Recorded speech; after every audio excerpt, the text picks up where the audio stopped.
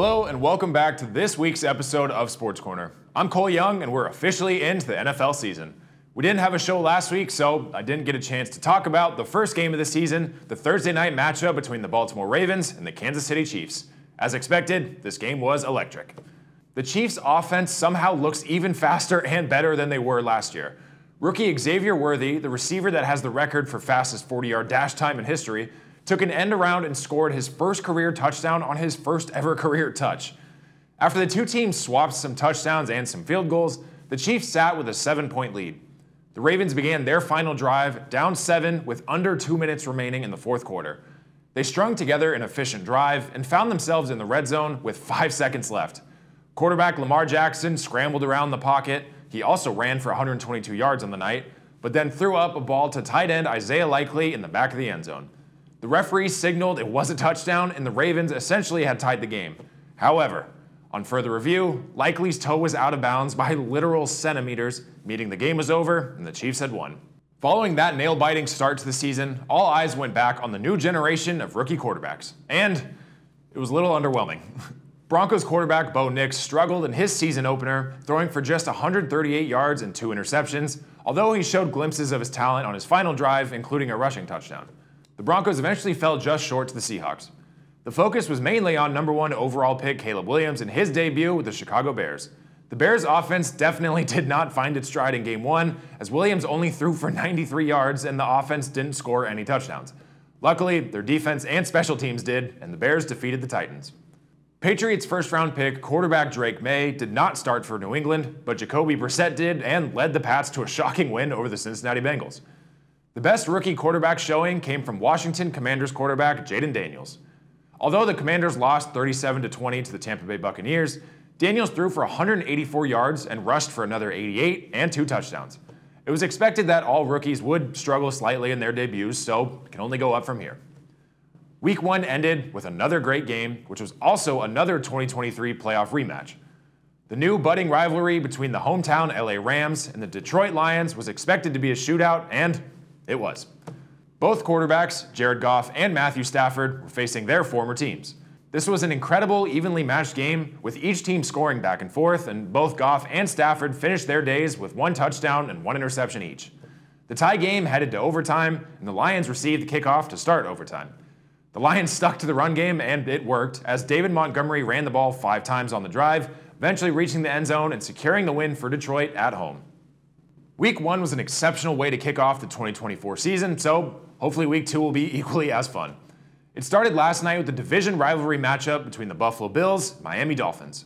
Both teams started Week 1 pretty slowly, having to come from behind to win in their respective games, so this matchup was set to be a good one, and it didn't disappoint.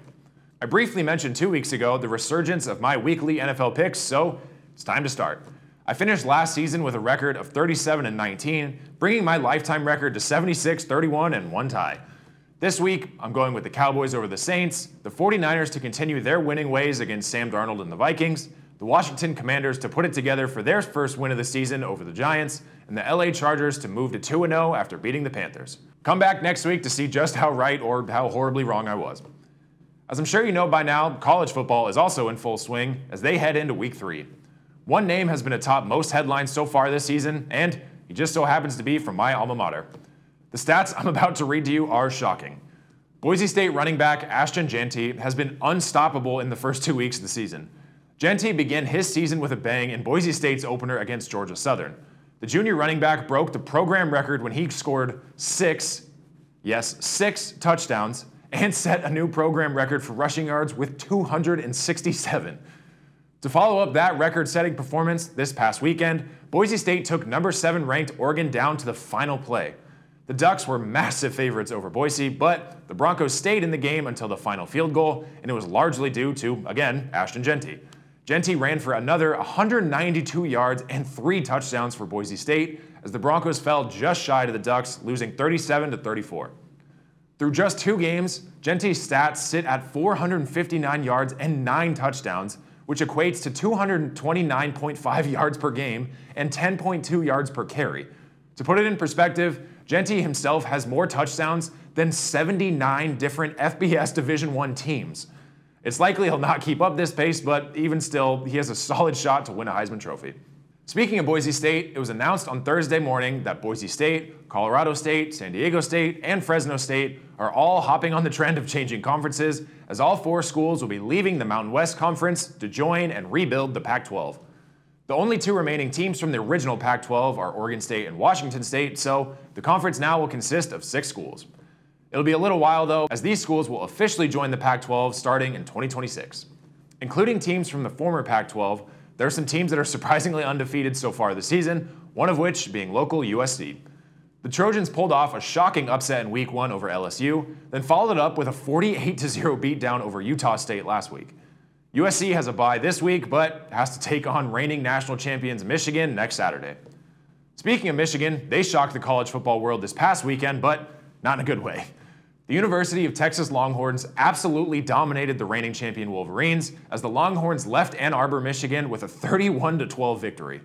Another Heisman candidate, Texas quarterback Quinn Ewers, threw for 246 yards and 3 touchdowns as Texas became the first school to beat Michigan and Alabama on the road in consecutive seasons since Notre Dame pulled off that feat in 1979 and 1980. Texas moved to 2-0 while Michigan fell to 1-1. Anyway, this week there aren't a ton of ranked matchups, but as always, there will be some exciting games to watch. The best ranked game this weekend will be between number 14 Kansas State and number 20 Arizona, which will kick off tonight at 5 p.m. 2 rivalry/Civil War games will be played this weekend, the first of which will be between the Oregon Ducks and the Oregon State Beavers. The now number 9 ranked Oregon Ducks will travel to Corvallis, Oregon to take on the Beavers at 12:30 p.m. tomorrow. Then, in the afternoon, the spotlight will still be on Colorado as Deion Sanders hopes to lead the Buffaloes to victory over the rival Colorado State Rams. This game will kick off in Fort Collins at 4:30 p.m. Outside of football, we're quickly approaching the MLB playoffs. Here's a look at the current playoff race. As you can see, in the AL, the Angels are close to the bottom of this list, meaning they're all but eliminated from playoff contention. In the National League, though, the Dodgers are atop of the table, and the Padres aren't too far behind them. So it looks like at least 2 of our local teams will make it to the playoffs this season. The wild card series in both leagues are scheduled to begin on Tuesday, October 1st, and continue through Thursday, October 3rd, if necessary. Crazy to think that October is just around the corner, and with October comes playoff baseball. Anyway, as always, thank you for joining me on this week's episode of Sports Corner. It's always a pleasure to sit here and talk sports with you. Be sure to come right back next Friday for more news, updates, and highlights from all across the sports world. Enjoy the first weekend of true fall weather. I know I will. I'm Cole Young. Have a great weekend. I'll see you next time.